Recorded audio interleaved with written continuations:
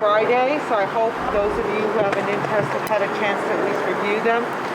Ernest Lau, Manager and Chief Engineer, and Erwin Kawada, our Water Quality Program Administrator, are here to answer any questions. Mahalo.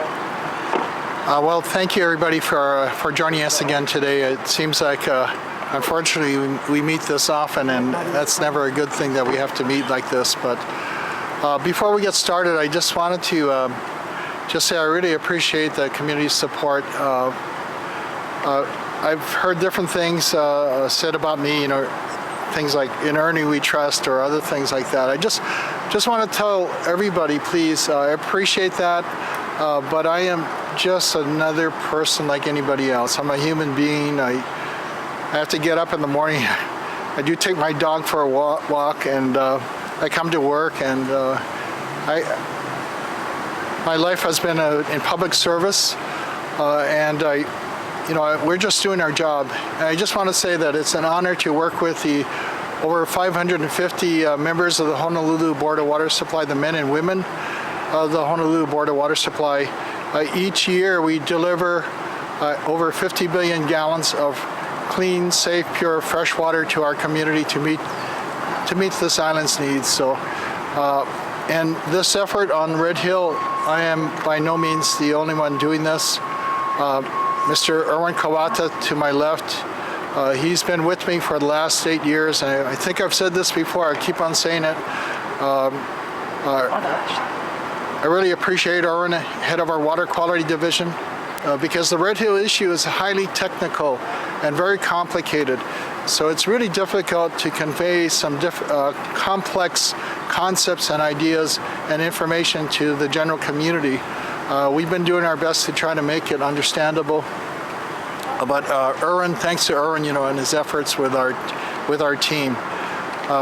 Here we're here today just to share the results of the Halawa Shaft, the Board of Water Supply's Halawa Shaft water source that used to serve 10 million gallons a day of clean, pure, fresh water to the city of Honolulu. I'll turn it over at this point to Erwin to explain the test results. And one thing we want to try to achieve today, we posted the full laboratory report on our website. So we wanted to use this time to try to walk you through that report a little bit, so you can also try to understand it, make it a little bit more understandable for you. Erwin? Okay, thank you, Ernie. So I think we posted our full laboratory report on Halawa Shaft last week. It's actually a 122-page report. Most of it is showing documentation of all of the quality control measures and any of the analysis done by subcontract laboratories to just validate that the results that are reported are accurate. But what we found in Halawa Shaft in that particular report is consistent with what we've been detecting over the last 8 years, that there's no evidence of fuel contamination, nor JP5, JP8 in the water, as well as any of the total petroleum hydrocarbon, gasoline, diesel, or oil fractions. We also had some additional testing that we did for things like benzene, toluene, and xylene. Those are chemicals that are normally found inside of fuel components. As you know, fuel is a mixture of various kinds of what is called hydrocarbons. So there was no detection of those either, as well as things like naphthalene. Naphthalene is another component found in jet fuels. There were no naphthalenes and its associated products associated with that. So this 122 report is actually just for one sample site. So this is typically the kind of size document that we have for all of our analysis that we do. In this particular one too, I took the liberty to do some extra additional testing that we normally do, but just for this purposes, so that you can see for yourself. I ended up testing it, having it tested for things like lead, mercury. There was no detections of any of those heavy metals, such as lead and mercury as well. So The report kind of starts off with like a title page. There is, and following in that, it shows the chain of custody. It shows who had custody of the report, when it was relinquished, from one person to the next. That is typical of all laboratory documentation. And then it goes into the actual analysis itself. It shows, the actual test method that was used, the limits of detection, and what the actual results were. And then finally, most of it, greater than half of it, is actually all of what is called the quality control documentation. All of the internal standards, blanks, and other kinds of quality control measures that were done as a part of all of the analysis we do to ensure that the test results, and to show that the test results are correct. With that, I'll take any questions you might have on this particular report. Just as a follow-up, we are also monitoring weekly our other pump stations, Halawa Well, Aea Well, Aea Gulch, and Wanalua Wells. For last week, those samples were collected and are at the laboratory now being analyzed. For this week, we're going to do another series and continue to do so weekly until the situation demands a change in the schedule. Yes? Level of detail from the Navy's testing. They just released kind of a single spreadsheet. Have you seen the more detailed test results from the Navy? Yeah, I haven't seen it in one place like this. I've seen sections of it in different parts, but one of the things that we'd like to see is, a full compendium of all the different analysis performed, any kind of subcontract laboratory that they used, and certainly all in one place like we have here. And this is typical of our reports that we do here. This analysis was done by Eurofins in Monrovia, California. As you know, I think the Navy and the Department of Health are also using Eurofins. No, the Department of Health is, but they use a different laboratory on the Eurofins group of laboratories. Aaron, do you trust the Navy's self-examination that it believes that the contamination is coming from that November 20th spill of water and fuel? Lawmakers don't trust the Navy. Do you trust the Navy? From our practice, our standard practice is always to make sure we do an independent analysis, have somebody else look at it as well. And that's common for me. If I find something in our water with Monrovia's laboratory, we'll order another laboratory to do the same analysis to ensure that what we're actually seeing and what the results we're getting is something that we can fully trust. Do you and Ernie believe that November 20th spill is the only source of contamination?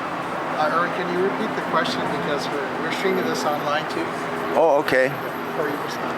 Can you repeat the November 20th spill, do you believe that is the source of their contamination? Do you believe that is the exclusive source of the contamination? Okay, so do we believe that the Navy's November 20th spill, in terms of its source, if that's the only one? Right now, we don't have enough information to determine that. The Navy, as we understand it, is still undergoing its investigation. There is information coming out slowly about it, and so until they get to the point where they complete everything, and certainly reviewed by Department of Health, then we'll have a better understanding as to the source, what happened on that particular day, and how the contamination got into Red Hill Shaft. I have a question for Ernie or yourself. Yesterday, the Navy took the media on a tour. Lieutenant Governor Josh Lee went on that tour underground talking about their ways to remedy the situation. Do you think that's just for show, or do you think it's actually a good solution to handle the situation? So yesterday you went on a tour, the media, the Lieutenant Governor went on a tour, and as far as what they showed you, if that was a good solution as to what they showed. Or is it all just for show? Or was it for show? Well, it depends on what you were looking at, but I think what they were trying to do is kind of show you all the different components of the lower access tunnel, where the Red Hill Shaft is located, and I think they were trying to explain to you how it's interconnected. So there is a lot to take in at that point. So I think for everyone, those who have an opportunity to go on that tour, go on that tour so that you can get a better understanding of the explanations that's being given. I guess to be more blunt, is show and tell really the best solution to handle the Is show and tell the best? That's a tough question. Is show and tell the best way to handle this crisis? I think it's a combination of things. Showing what you have, explaining what you're showing, and then making sure that you can say that you've had it audited and reviewed by others to validate your conclusions about what you think happened. If I can follow up on that, either of you, it seems to be what they were doing yesterday was just skimming the top of the water source in order to get it out. And I guess from what you know, can you actually make the water safe enough by doing it that way? The question is, is skimming what the Navy are doing of just skimming the top of the water surface inside the drinking water source, the Red Hill Shaft, enough? One thing to keep in mind, and Erwin reminds me of this, is that fuel sitting on top of the water, that's one component, but there's also fuel that dissolves eventually into the water and goes into a solution into different components. I kind of think what the Navy's trying to do is remove what they can see that's in there from the walls of the shaft or the top of the shaft, and to get that out. That's probably a good thing, to not leave it in there and allow more of it to dissolve into the water, groundwater. And remember also, groundwater is always continuously moving.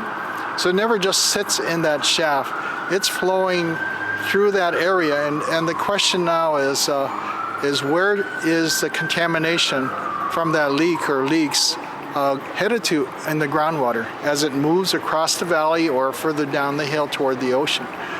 So that's a question. So I think what they're trying to do is get out what they can see. That's probably okay, but I don't think it should stop it there because it's really also what's dissolved into the water and still traveling with the groundwater that we do not want to pump up in our wells or our Halawa Shaft. Ernie, we've gotten several reports from people along the Navy's water line that they can smell heavy chlorine now, and the Navy does confirm that it does put chlorine into its water as part of a regular practice.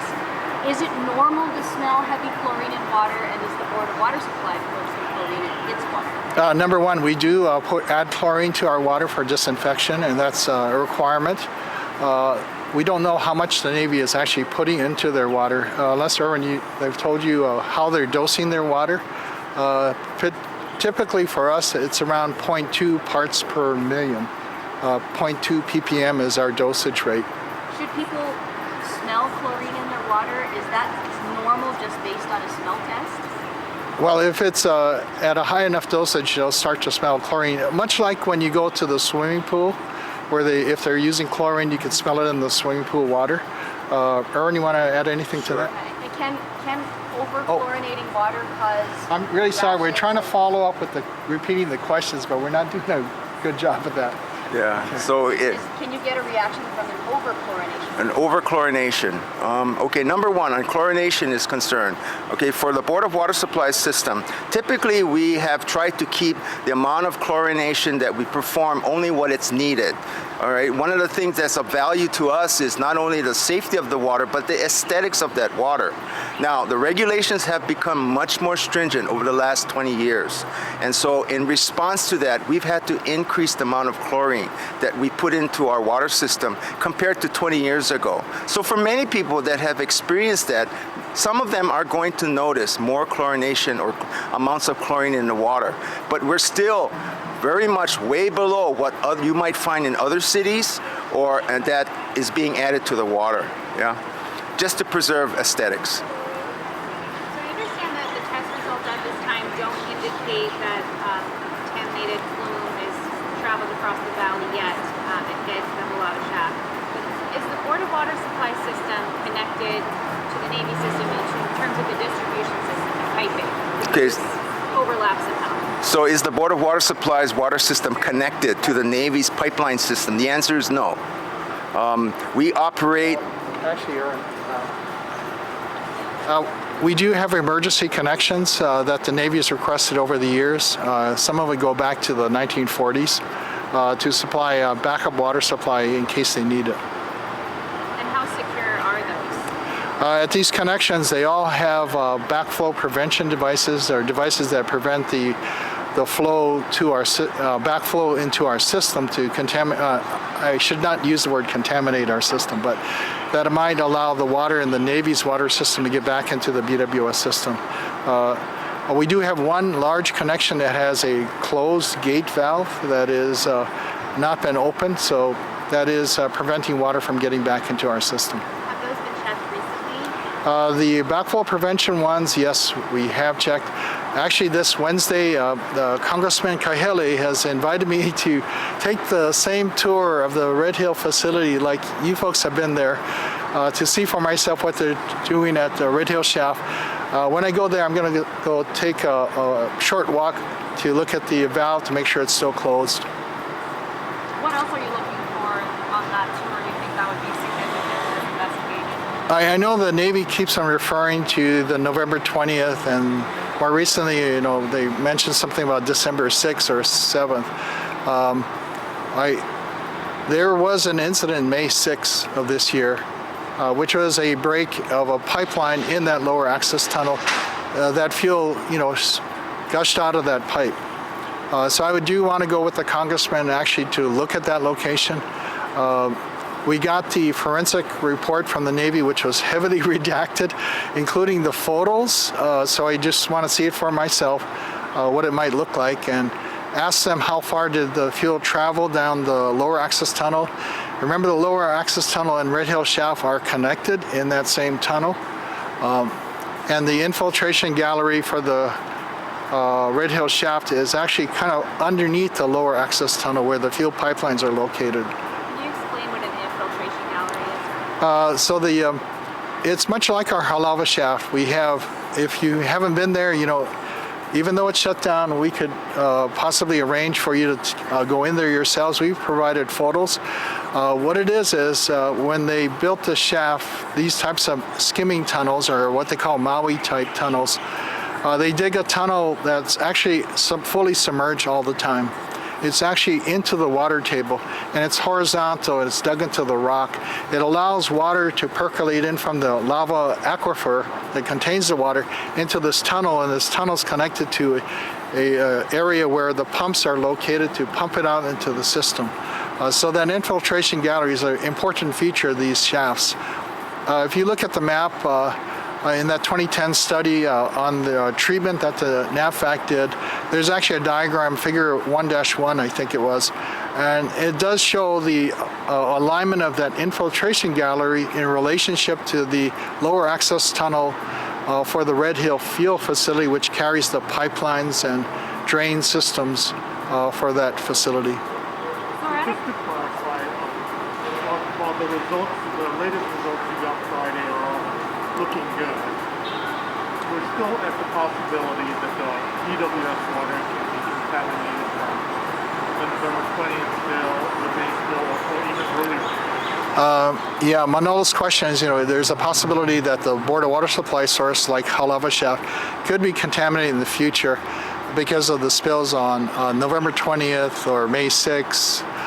And I would like to point out there's over 180 million gallons of diesel and jet fuel still over our aquifer, so there could be other leaks that happen in the future.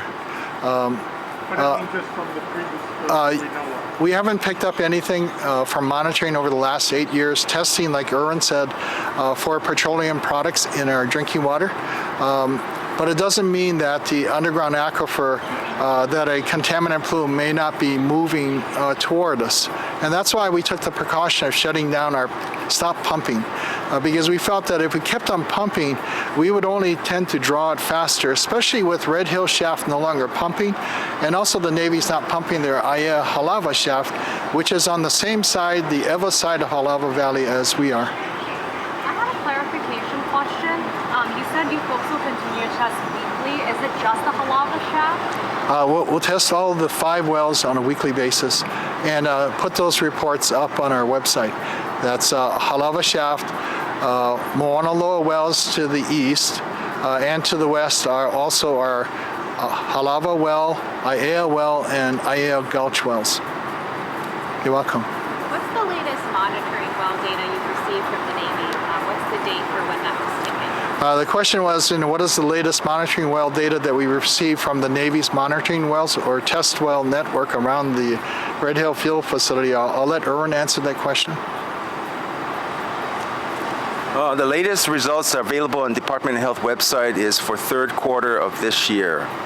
So those monitoring wells show detectable levels of petroleum in the groundwater at those locations.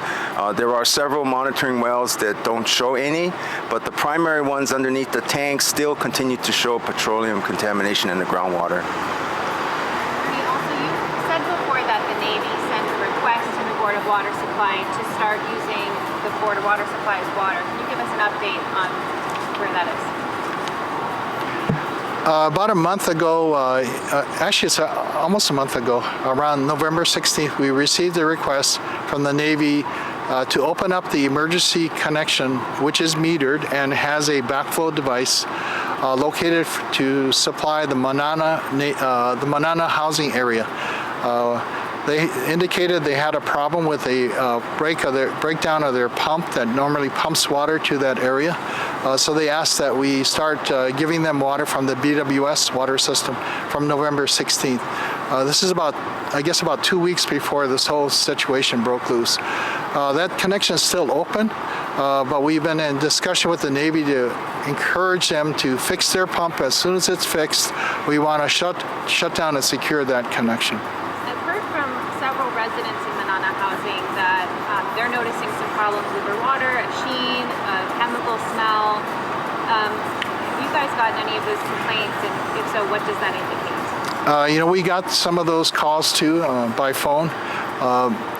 What's interesting is that we have basically not received any calls from the Pearl City community, which is also served by this water system.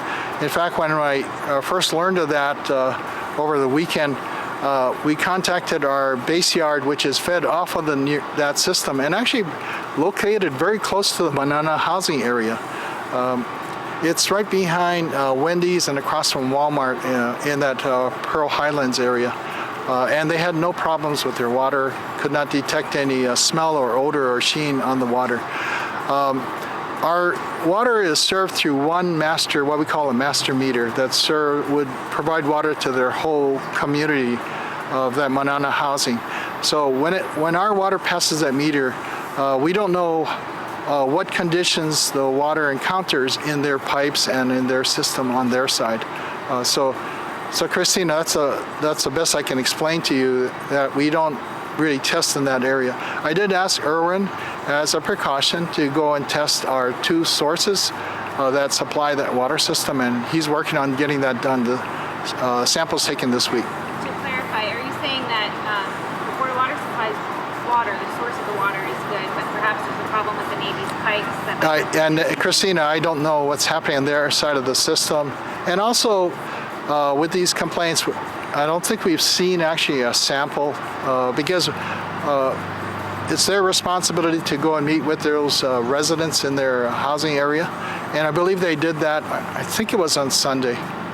They went out and checked with them. So that's a good question to address to the Marine Corps or the Navy. And we can provide a contact if you need a contact. Yeah.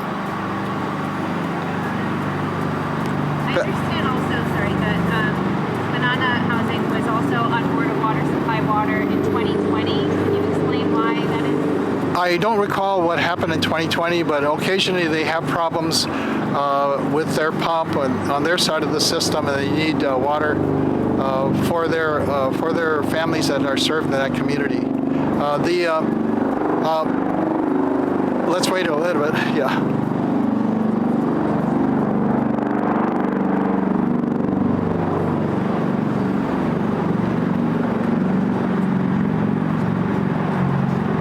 So, okay, wait, hold on. Queens Hospital is right next door, so we get these flyovers by helicopters a lot. Yeah. I don't recall what the request was in 2020, but on occasion we'll get a request from the Navy to open up that connection because of some problem on their side of the system. And lastly, I recall you saying after this contamination news came out, the Navy sent you an emergency request verbally to inquire about using more border water? Yeah, they did. What happened with that? I did confirm with Rear Admiral Tim Cott if he needed the water, because it was for at least 2 or 3 different locations. I kind of forgotten where. It might have been Camp Smith, maybe Radford Terrace. I'm not sure.